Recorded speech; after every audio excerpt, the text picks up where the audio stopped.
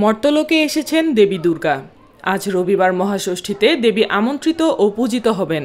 এ নিয়ে শনিবার থেকেই বোল, চণ্ডীপাঠ, মন্ত্রোচ্চারণ, কাসর ঘণ্টা, শঙ্খধ্বনি ও উলুধ্বনিতে মুখরিত হয়ে উঠেছে নড়াইলের পূজা মণ্ডপগুলো। ষষ্ঠীতে দুর্গাদেবীর আমন্ত্রণ ও অধিবাস সম্পন্ন হবে।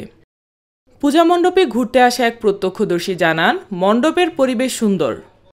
নমস্কার, সবাইকে জানাই শারদীয় শুভেচ্ছা। আজ মহাষষ্ঠী, আমি এখানে ঘুরতে এসেছিলাম। খুবই সুন্দর এবং মনোরম পরিবেশ, খুবই ভালো লাগছে আজকে আমার এই দিনটা। স্থানীয় ব্যক্তি জানান, গত 100 বছর ধরে তারা মন্দিরে পূজা করে আসছেন।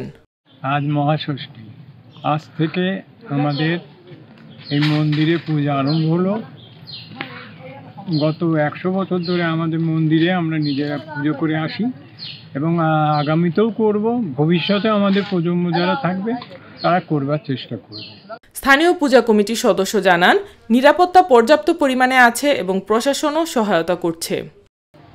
আমাদের মহাখালী আলাদাপুর চড়াইঘাট পূজা মন্দিরে প্রতিবারের ন্যায় এবারও মহাষষ্ঠী শুরু হয়েছে সকালে এবং 10টা পর্যন্ত আমাদের পূজা অর্চনা শেষে সবাই অঞ্জলি দিয়েছে এবং ধুমধামের সাথে আমাদের এই আলাদাপুর চড়াইঘাট পূজা মন্দিরের দুর্গাপুজো অনুষ্ঠিত হচ্ছে।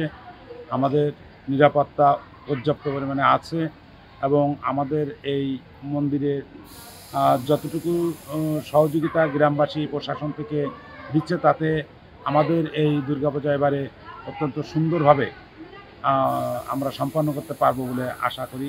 এবছর দেবী দুর্গা এসেছেন গজে চড়ে। পূজা শেষে দেবীর প্রস্থান হবে দোলায় বা পালকিতে চড়ে, যা মহামারী বা মড়কের ইঙ্গিত বহন করে। আগামীকাল মহাসপ্তমীর দিন থেকে শুরু হবে দুর্গোৎসবের মূল আনুষ্ঠানিকতা।